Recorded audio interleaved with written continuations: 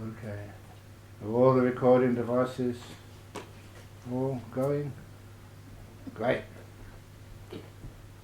So, yesterday we presented the Anapanasati Sutta as a way to fulfill the focuses of mindfulness, the Satipatthana.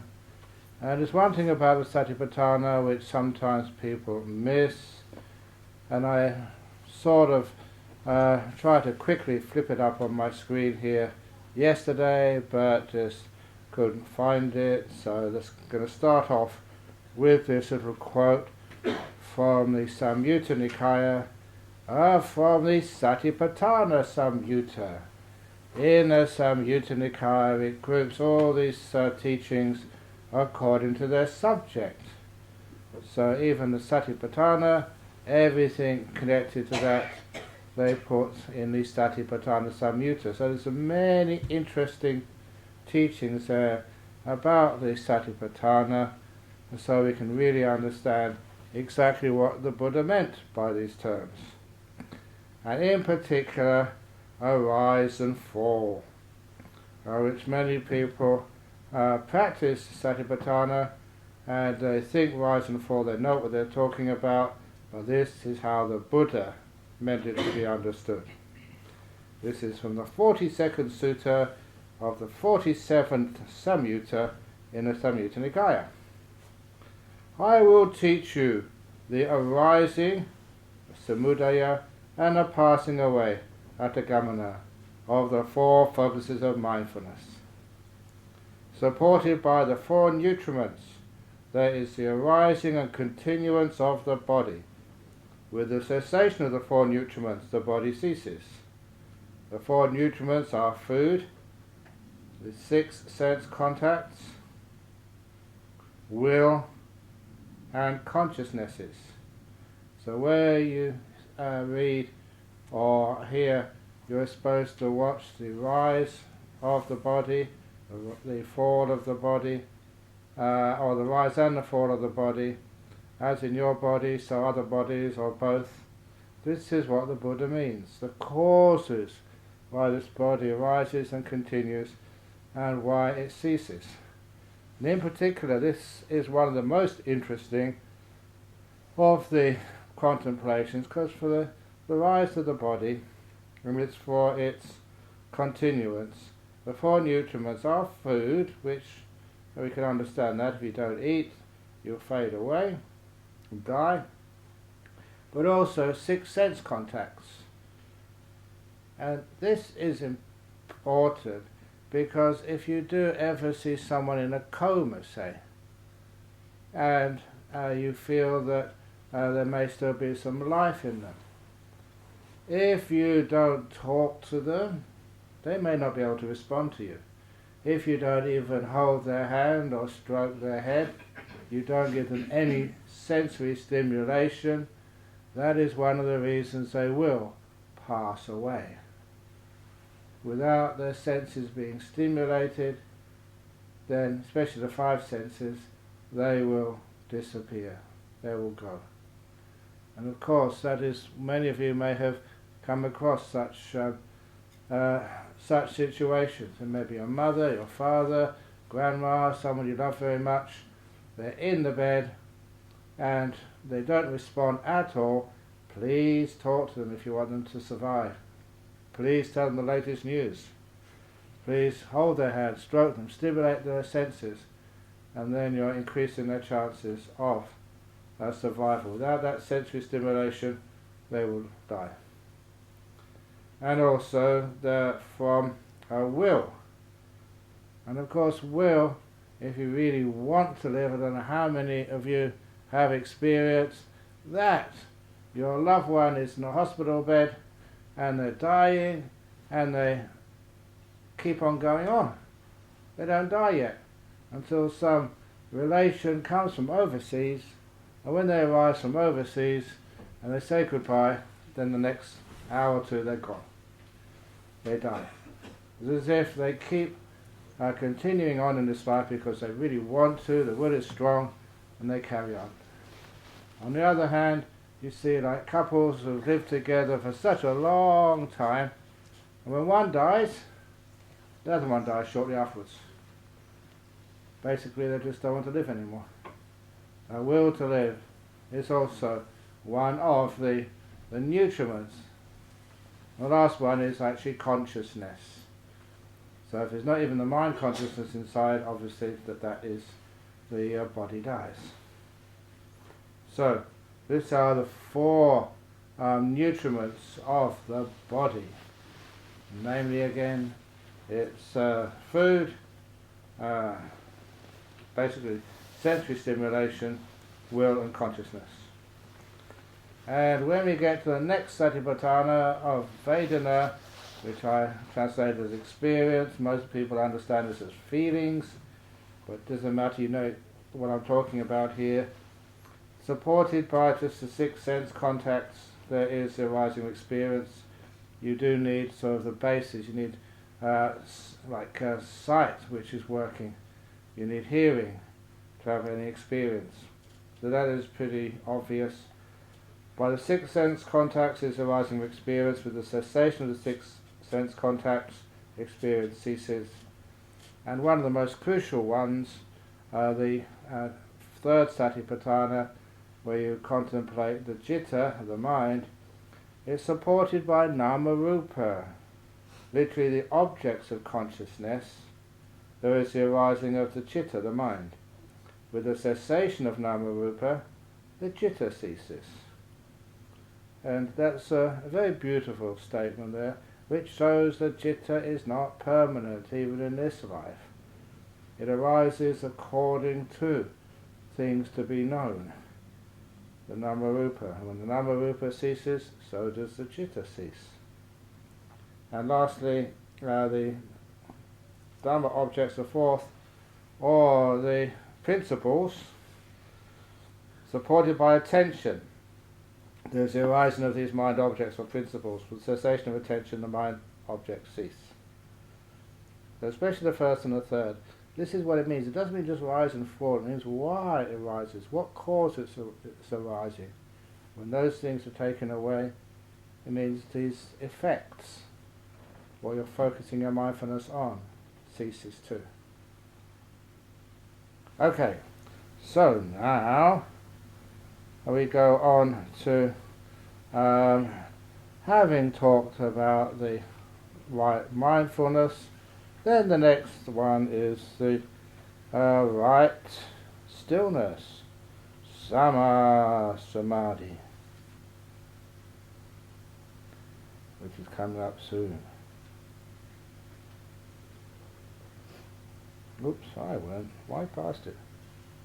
Can you see okay, Ajahn? Sorry? Can you see okay? Yeah. My sight base is working in full order. Right stillness. Starting off with the passage from the Arya Pariyesana Sutta, the search, it's the Buddha's story of his enlightenment. I remember a time where my father was occupied while I was sitting in the cool shade of a rose apple tree.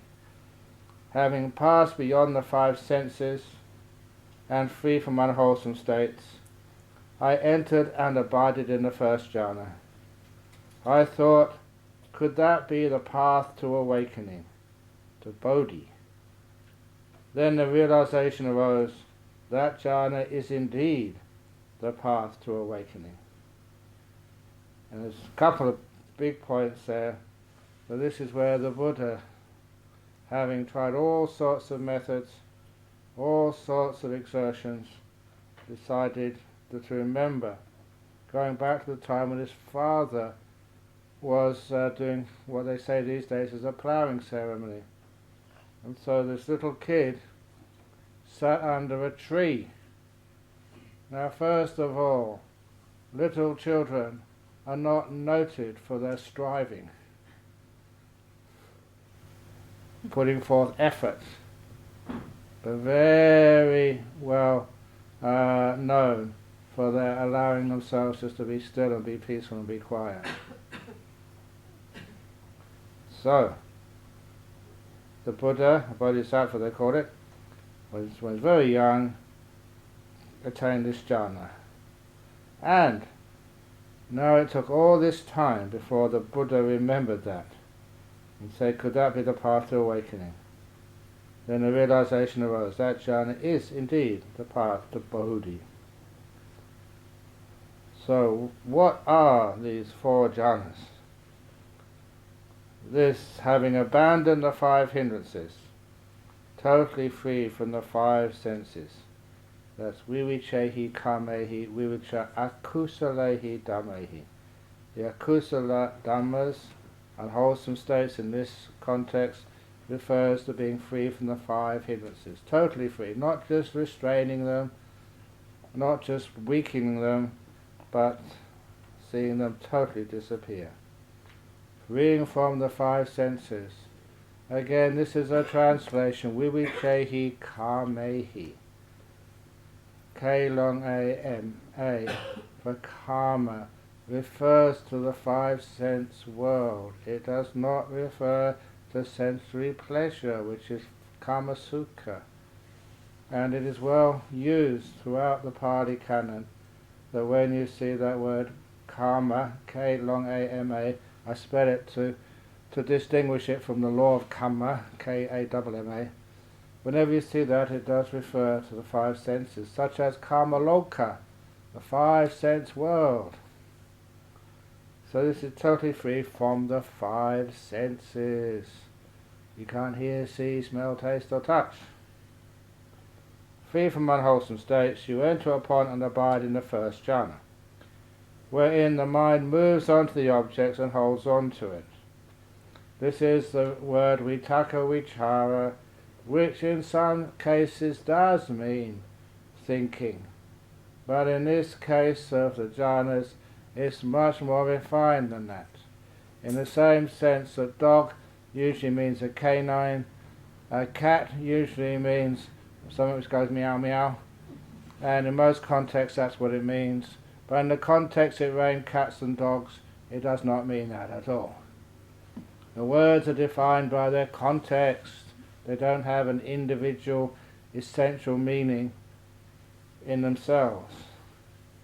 And it's very clear that even in the Visuddhimagga, at least there they say it's like, banging a gong is vitaka, and the resonance is the vichara.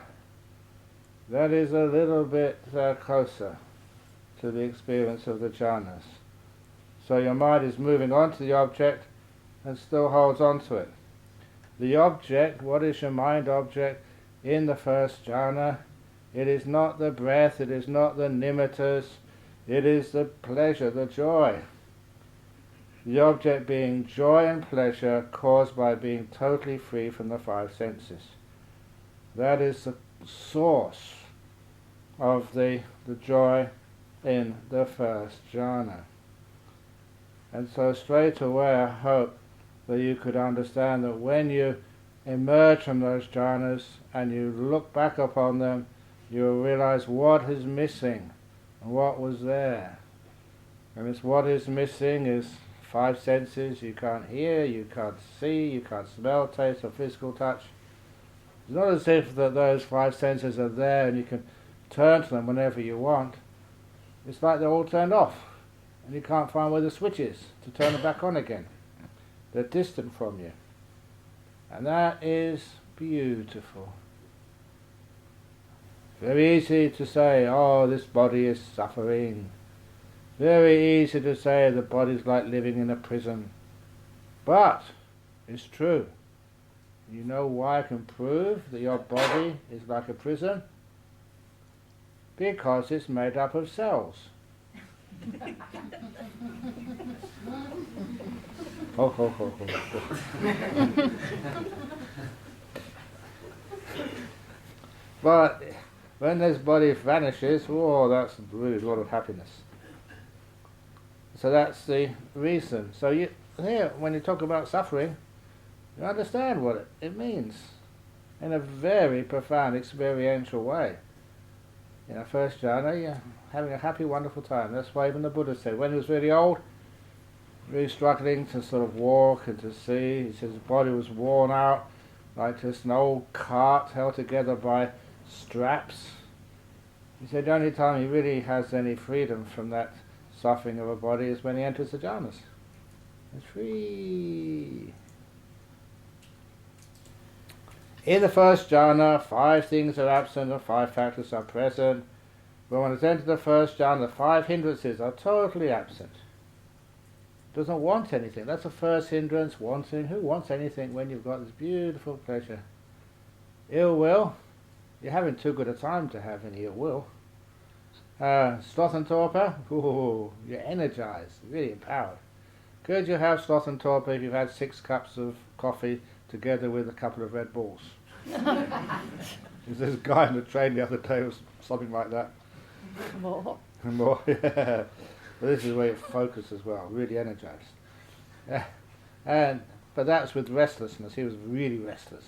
But here you're just so poised, totally energized, and just poised. And it's like a Ferrari car, whose engine is running and just ready to take your feet off the brake. Vroom! Is that a good simile? Probably not, anyway. That's how I get the similes. I make them up, try them out, I know which work, I keep. If they don't work, I put them in the rubbish bin. And so 5 hindrances are gone, totally absent. What is present? Oh, the other one which is gone also is doubt. Doubt is a weird one of the hindrances which we don't usually talk too much about. But here you've got your experience and really clear. You're not sort of have a dull mind. The mind is really precise. And so it's not as if you can ever imagine that you are concocting these states. And the other place in which I think the guy House mentioned this, that when you have these jhanas, the doubt is totally eradicated for a long time. And if you come out afterwards, and if you do these other little things like recollecting your previous lives, which you can do, then if you do remember anything, what you remember is clear and accurate. You have no doubt, which is a weird part of it. You know that was you. You know, sometimes when you have memories, the memories are a bit fuzzy. Sometimes if you have recollections of previous lives through hypnosis, hypnotherapy, hypnotic regression, even there, maybe it's me, maybe it's not me. But when you get to these recollections in meditation after jhanas, wow, you have no doubt in the world. That was you. It's weird. Just as much as I know that I'm here right now, and today I had my lunch with Ayachanda and with Ajahn Brahm. The other Ajahn Brahm, not this Ajahn Brahm. Another Ajahn Brahm. So that clarity is one of the amazing things when you get these recollections of past lives, past the deep meditations. Because the hindrance of doubt is gone. So those are gone in the jhana. And what things are 5 things are present. The mind moving onto the object, I'll explain why that's going on in a moment, holds on to it, object being joy and pleasure, and is a oneness of mind. Oneness of mind, it says ekagata. And it's not ekagata, but ekagata. Which means not a one-pointedness of mind, but a one peak of mind. Aga is a word meaning summit, peak, top, capital, to the point that its Sanskrit equivalent is called Agra. And many of you have probably been to the Red Fort or the Taj Mahal in Agra, which was the capital of the Mughal Empire. So it does not mean just oneness, it means one special peak of mind, Agra. So this is a oneness of mind, an amazing unity of mind, not any ordinary unity, but really peak of awareness. When the mind no longer moves on to the object, because it lets go of holding on to it. You enter upon and abide in the second jhana, which has trust in the object, the bliss, enough to let go of holding it, and unity of mind without any movement or holding, with joy and pleasure caused by absolute stillness. So, what is happening in the first jhana? You've left the five senses behind because you're looking at this beautiful mind object, the Pity Suka, caused by abandoning the five senses, but still a holding of it. Because you're holding on to it, there is that little bit left of grasping, it becomes unstable. Grasping moves things. I haven't got my cup. You know the cup? This is a virtual cup, What, okay? this cup? Where is he? Turn that. Where's the other one? Dunno. Ah, okay. When you hold things, it always moves. So when the person in the first jhana still holding on to the Pity Suka, it would always move slightly. But it moves away, and then it's so beautiful it sucks you straight back in. So it's what I call the wobble of the first jhana. And so, but that's hardly anything at all. But after a while you trust enough, you don't need to hold anything. And when you stop holding on to it, which that's the vichara, then of course it doesn't move anywhere, so the vitaka is just not necessary anymore. The mind doesn't move onto the object anymore. And that explains something which is what's called that jhana between the first and the second, the 1.5 jhanas, which is called, which is where it is no vitaka but with the vichara. So you don't move away from the object, but there is still a tiny bit left of holding, not enough to disturb the unity. But of course, once you have enough confidence, the word is sampasada, you have enough confidence, then you don't need to hold on to it. That object is totally stable and the mind doesn't move on to it, doesn't leave it. That's where the vitaka vichara totally gone. Why is it gone? Because you have that total confidence. You can let go. You don't need to do anything. So this is that second jhana.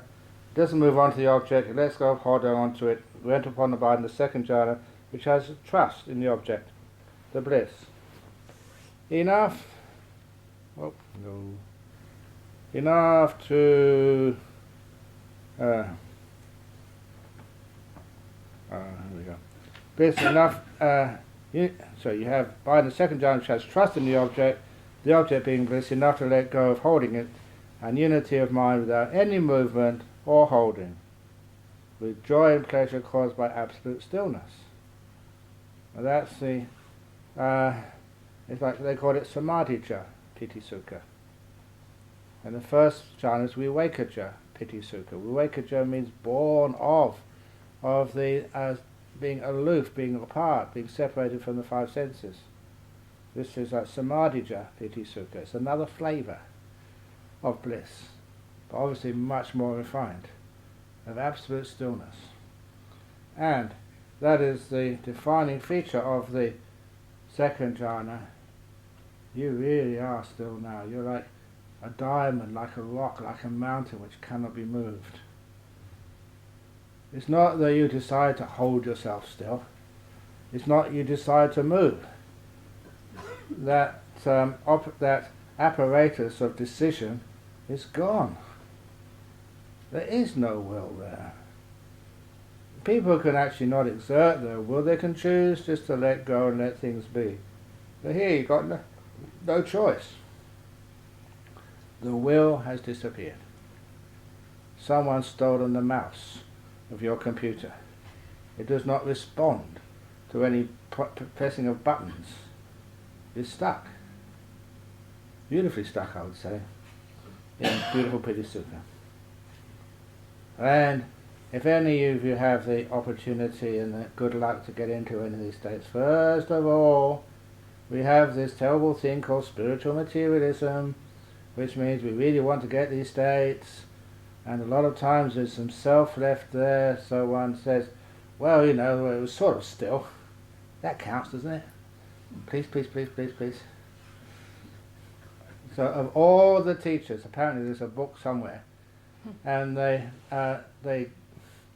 gave a table of meditation teachers, especially jhana teachers, and who are the toughest examiners.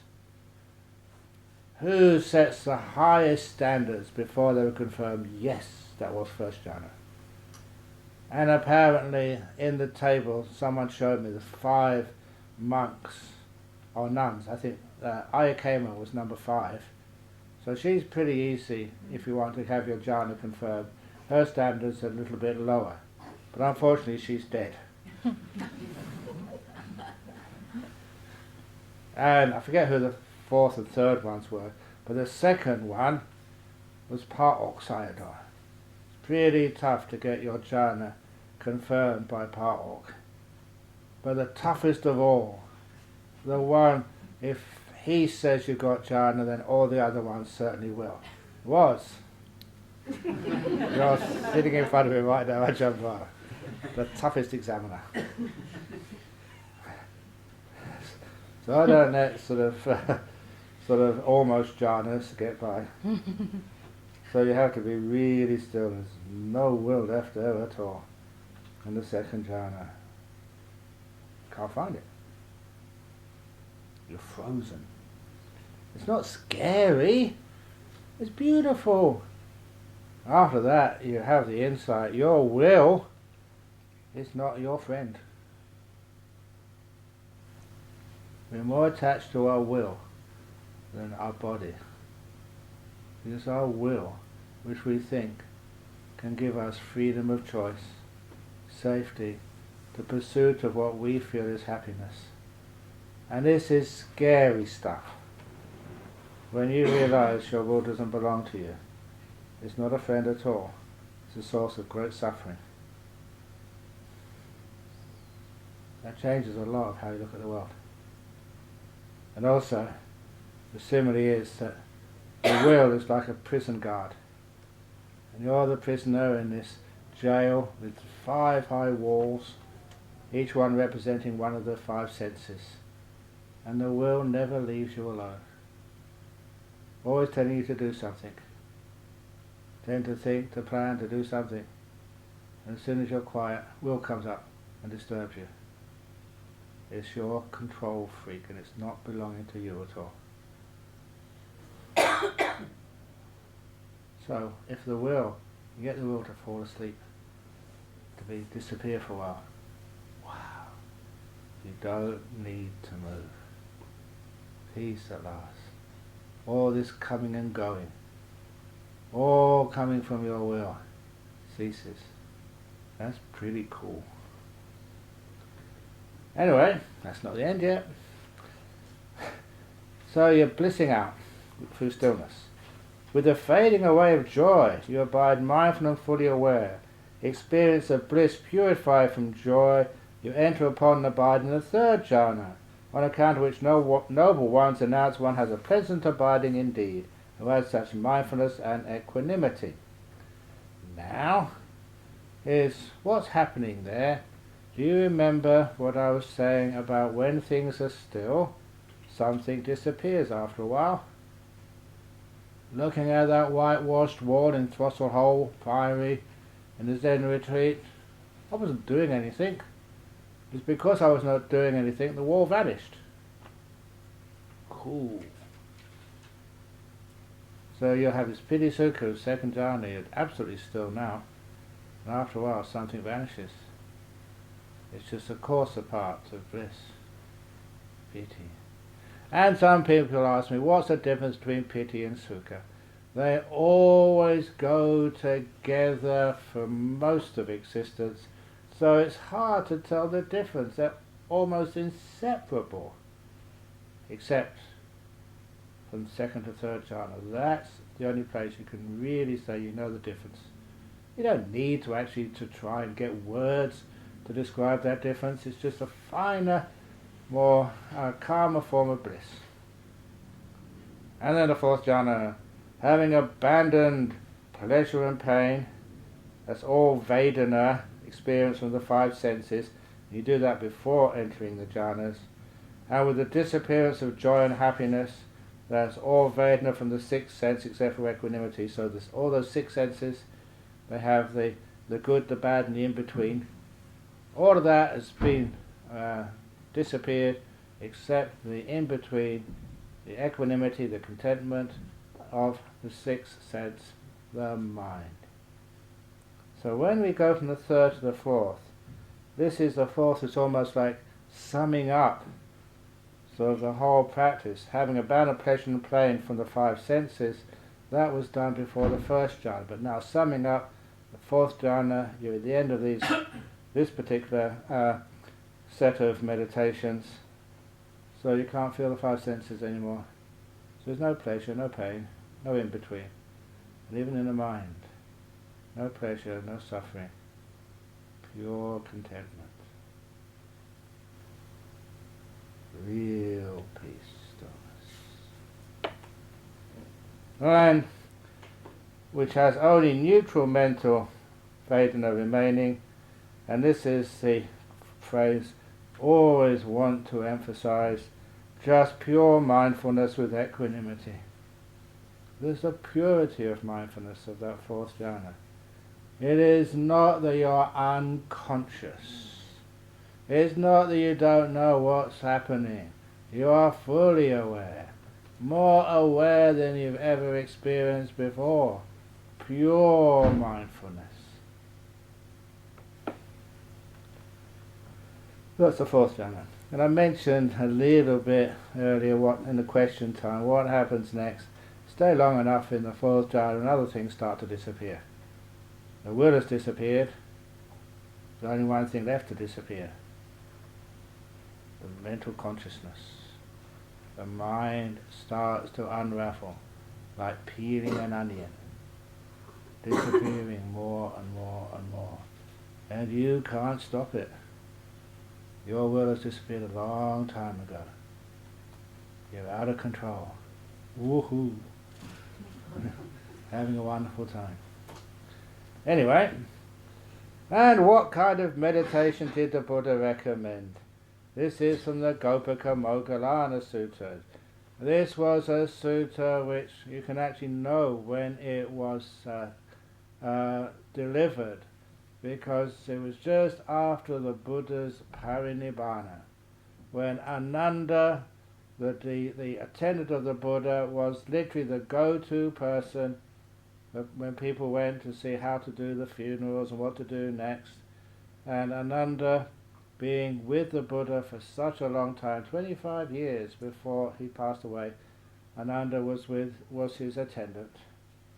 And so he had a huge knowledge of what the Buddha taught. And Gopika Moggallana, after the Buddha passed away, before the cremation, the Mahaparinibbana, just asked him, and what kind of meditation did the Buddha recommend? And Ananda answered, totally free from the five senses, you abide in the first jhana. When the mind starts moving on to the joy and pleasure and stops holding it, you abide in the second jhana. You abide in the third jhana, you abide in the fourth jhana. The Buddha only praises four kinds of meditation. And that's very powerful, it's just so clear in the suttas. That's the only type of meditation which the Buddha praised. Jhanas. Yeah, but surely you get attached. From the 29th Sutta of Digha Nikaya, Sampasadana Sutta. What was it? Or was it Pasadika Sutta? There are Chunda, not Chanda, but Chunda. These four kinds of life devoted to pleasure. Four kinds of life devoted to pleasure that are entirely conducive to repulsion from the world, fading away, cessation, peace, realization, awakening to Nibbana. What are they? The four jhanas. So if devotees of other sects should say that the Buddhists are addicted to these four forms of pleasure seeking, they should be told, yes, for they will be speaking correctly about you. We're addicts. We're jhana junkies.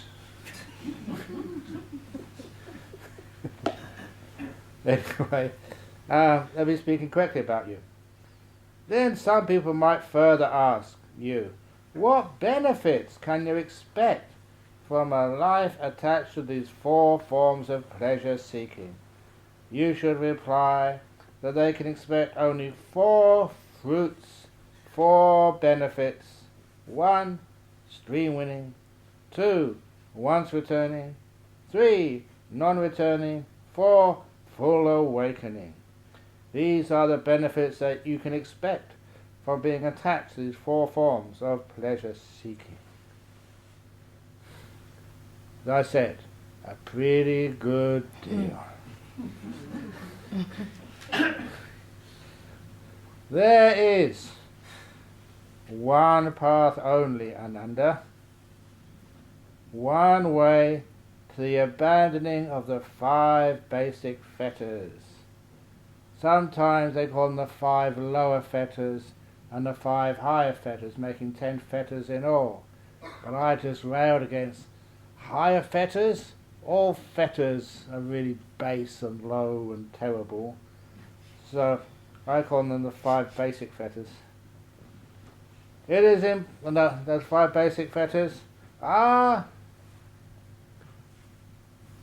Kayaditi, which is the belief that somewhere in here is a permanent essence, either in the body, in Vedana, in your experience, in perception, in will, in any of the consciousnesses, that somewhere there's something which is permanent, everlasting, survives everything, even survives Nibbana. There's something permanent which never ends. That is called Sakayaditi. It's one of the fetters which stop you being an Aryan, seeing the Dhamma. And skeptical doubt, and the belief that you can become enlightened solely through doing rites, rituals, practices. Please excuse me, like doing the Amitofu. That's all people need to do. Just chant the name of Amitabha so many times and you become enlightened. Unfortunately, the Buddha said that is smack bang in the middle of Sakayaditi. Not Sakayaditi, Siddhapata Paramasa. So it's much more than that to become enlightened. So, those are the first 3 fetters. And the 4th fetter is Kamaraga, which is basically desire, lust, craving, wanting, within the realm of the 5 senses. And Avyapada, ill will. So Vyapada, so not Avyapada. Vyapada, ill will. Those are the 5 basic fetters. And what the Buddha said, this is from the most, one of the most clear suttas where the Buddha says you can't get enlightened without the jhanas. There's one path only now, one path to the abandoning of the 5 basic fetters, that's towards the sense of being an anagami. It is impossible that anyone can understand, yet alone abandon these 5 basic fetters without relying on that path. And the interesting point here is you don't even know what these fetters are until you can practice this path. And once you know them, I know you, then you can abandon them. No more than it is possible to cut out the hardwood from a tree without first cutting through its bark and sapwood. When I first heard that, I thought there must be some way to get to the bark of a tree. Being an arrogant, scientifically trained, elitist, what's the other word, privileged Westerner, I could find a way. And I started to think of how you can get to the hardwood without sapwood and the bark being damaged, and I couldn't find a way. It's the same to understand what I mean. Sometimes I say, it's impossible to actually to kiss your own elbow. And somebody tries, yes. If you don't try now, when you go to your room, you give it a go. So there must be some way. I'll do yoga. I'll be able to do it. It's close. You can't do it. That's just what we.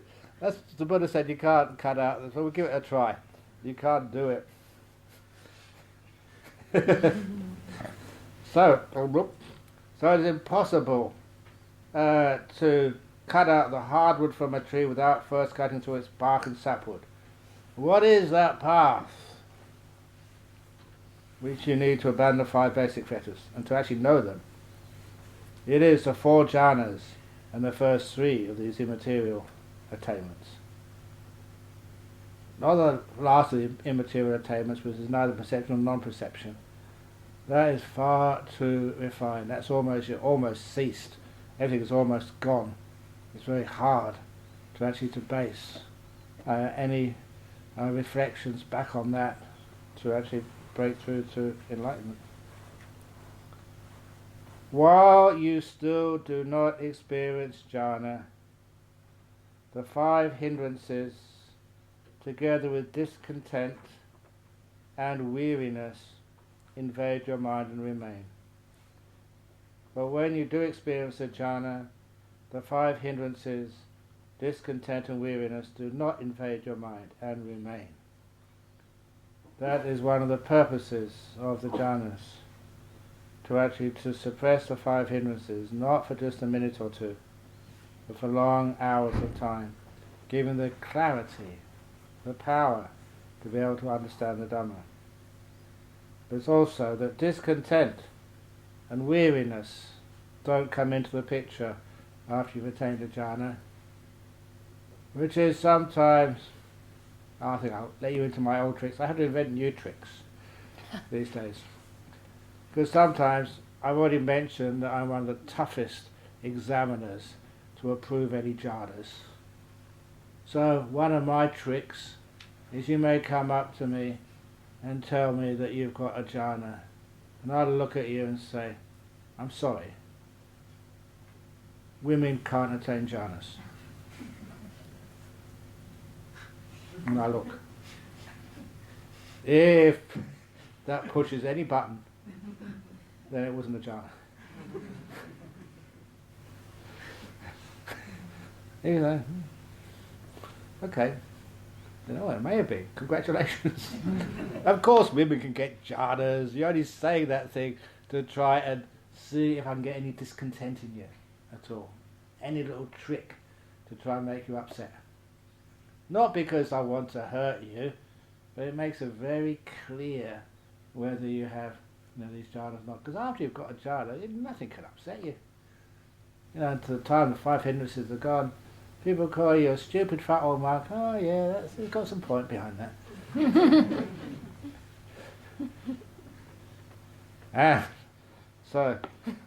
And weariness, that's gone too. So you're full of energy. Very wonderful time. And now, just to make a point, I really pushed these points, but it needs to be pushed because some people still think that jhana has no place on the Eightfold Path. You can get enlightened without jhanas, which is total gomayang. I did tell you what gomayang means, didn't I? Not No. Here. Not here. No. Okay. Go is the Pali word for bull. Mayang is what comes out of the back end of a bull. But because people keep on saying, Ajahn Brahm, your words are just too crude. They expect me to be like a vicar, always saying just lovely words, well spoken.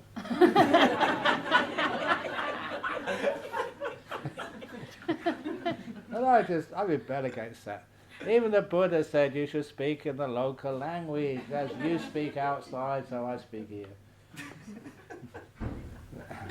I'm a working class monk. I still work. Anyway, what am I doing? Oh yeah, let's go, Mayan. To say jhanas have no place. Because the Buddha says it again and again and again and again and again and again and again. Anyway, why you still know yet? When you have no jhana, for one deficient in jhana, the cause for seeing things as they truly are is destroyed. When you do not see things as they truly are, for one deficient in such wisdom, the cause for repulsion and fading away is destroyed.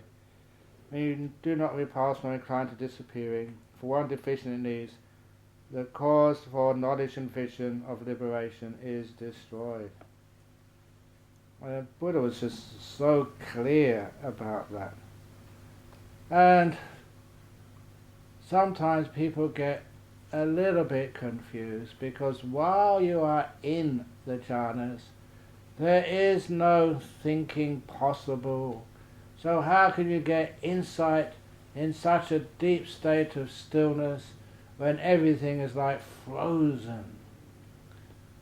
And it is true that no one gets enlightened within the jhanas, but they do not get enlightened without the jhanas. The jhanas are the condition, one of the necessary conditions for the attainment of penetration insight. It's based on those jhanas. And when one comes out afterwards, in that state, post-jhana, the hindrances are gone, mind is clear, not weary, can't get upset. It gives you the opportunity to actually get really great insights. And the piece of advice which I give you is, if you do have those jhanas or one of them, and you look back afterwards, those jhanas are very easy to recall. I've not many words in English to describe this, but it's like traumatic, only always positive. If you've had some sort of injury, a car accident, or some really awful experience in your life, it's so difficult to forget it. It's almost branded with a hot iron into your brain, and you can't forget it. But we use that trauma, like post-traumatic stress syndrome, whatever it is, but we use that in a purely negative way. We don't have the words to describe a totally positive experience of the same intensity, which you cannot forget, and you don't want to forget. And that's one of the reasons why that people who have these experiences, if they haven't had them explained before, they just keep going around and around until they find a teacher who can explain it to them. You can't dismiss it. It's powerful. They're branded into your brain. Very positive though. And so afterwards it's very easy to recollect them, what they were, what happened. You use that. That is your database. The mind now, after jhanas, really no hindrances. It's the mind which could really reflect and find out the meaning of those states. That is where you get the enlightenment from. Nati jhanang apanyasa panya nati ajayato yam hi jhanang chapanya jasa ve nibbana santike. Please excuse me once again for showing off. Because still some days people say, Ajahn Brahm makes all this up himself. That is from the Dhammapada, that is verse 372. I think the one I said the other day is, I think, verse 274 or something. This was that there is no jhana without wisdom. Use wisdom power, not willpower, to get in these jhanas. Nati jhana apanyasa, panya natya jayato. There is no wisdom without the jhana. First was no jhana without wisdom, no wisdom without jhana. And a beautiful phrase at the end. Yam hi jhanang chapanya cha. In the one who has jhana and wisdom, sawe nibbana santike. They are in the presence of nibbana. They're knocking on the door. Boom! Something's going to explode. And all those hindrances are going to get disappeared. Anyway, so just to be sure, because it's been a long time since Ajahn Chah passed away and since he stopped teaching. In fact, Ajahn Chah had his stroke about a month after I went to Australia.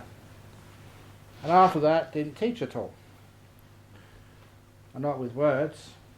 But you know, once, after he was still alive, but he had, in a stroke. You know that sometimes you have these amazing dreams, these lucid dreams? And I dreamt, that Ajahn Chah was giving me a special teaching. He's had a stroke at this time, he hadn't died yet. And in the dream, you're aware of what's going on. I thought, wow, this is very important teaching, very powerful. And I made the resolution in the dream, I've got to remember this. It's important. And then the teaching stopped, and I woke up in my cave. You know what happened afterwards? Couldn't remember a word of it.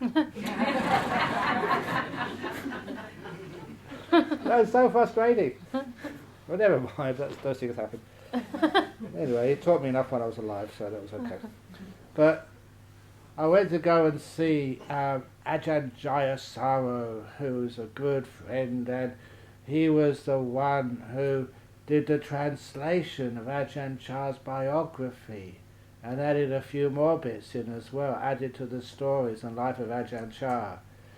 And I just happened to be in Thailand at the time, and I just gave him a call, can I come up, have a visit? Oh yeah, great, really great if you can come and visit, because he was just finishing off the biography. And he wanted, because I was with Ajahn Chah for 9 years, so I had a lot of information about the life of Ajahn Chah. And so had a wonderful little afternoon together, and I took the opportunity, should have recorded these things, but took the opportunity to actually to ask him, did Ajahn Chah teach jhanas? He said, yes, of course he did. But he gave those jhanas the name of the Abhidharma name, which is called Apana Samadhi. So he taught jhanas, he gave it a different name. That's because the name it has almost in common usage in Thai meditation teachers. Great. First tick. Next, he said, what about when you get enlightened? When does that happen, according to Ajahn Chah's teaching? And he said, Ajahn Jayasaro, this is from listening to so many talks. He said, we don't get enlightened within the jhanas. It's usually in what they call in the commentarial literature the upachara, which is either before or after the jhanas. And I said, well, which one? He said, Ajahn Chah said, afterwards, after you emerge from jhanas, when the 5 hindrances are gone. You just had an amazing experience. So I decided, I remembered my teacher's instructions correctly. That's how Ajahn Chah taught. So please remember that. And so, develop jhana. When you experience jhana, you can understand things as they really are. And what do you understand as it really is? The origin and passing away of form, the origin and passing away of experience, the origin and passing away of perception, the origin and passing away of will, the origin and passing away of consciousnesses. That neither of these, any of these 5 components of existence, they come and go according to conditions. None of them is permanent. When their causes go, so do they. That thing which you call consciousness is not going to be everlasting. It is subject to dissolution. Whatever arises is subject to passing away. All of you. That's one of the reasons why when the Buddha taught the Dhammacakka Sutta, the first disciple, Kondanya, understood all those things which arise because of a cause are subject to ceasing, including your will, including your consciousnesses, including your mind. Ah! I don't want to go. And you find that so many people resist these teachings because they work so hard to get enlightened.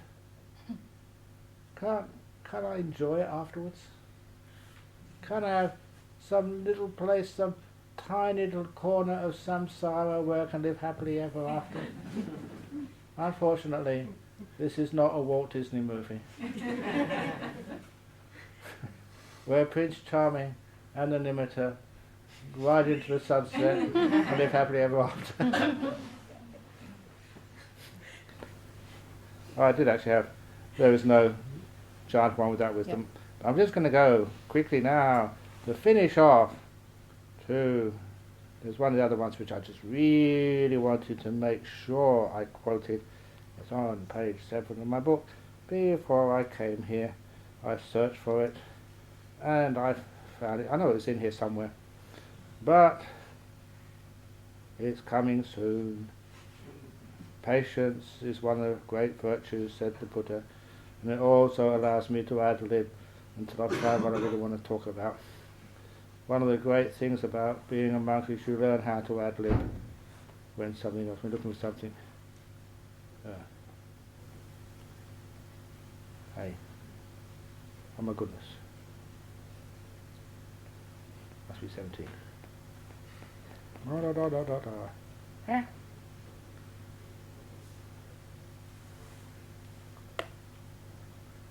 It's not here. Mara stops you getting into.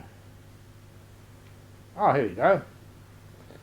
This is Samyutta Nikaya, the 18th Samyutta, which is the about the senses, the ayatanas. Salayatya Samyutta. Because I remember I've got a really good offsider assistant with Ajahn Bamali. I taught him Pali, and it's wonderful to teach other people how to do things, because now I can ask him to get me all the quotes. So you read these things, but trying to find out where these things are in the sutras. So I asked him, in all of your readings of these sutras, where does it say the most clearly that after Nibbana, Parinibbana, there's nothing left? And he gave me this one from the Salayatana Samyutta. An arahat, fully enlightened being, understands that the 6 senses, sight, hearing, smell, taste, touch, and the mind, will cease completely and totally without remainder, and no other senses will arise anywhere in any way. This is another way one knows that there is nothing more to be done, an arahat. And I will leave the word of the Buddha there, so you can have a cup of tea. Sadhu, sadhu, sadhu.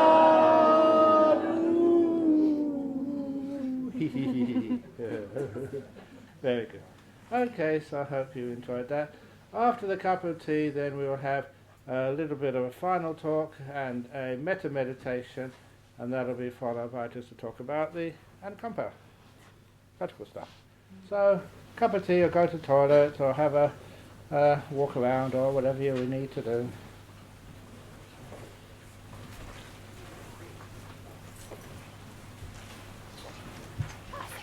Hi.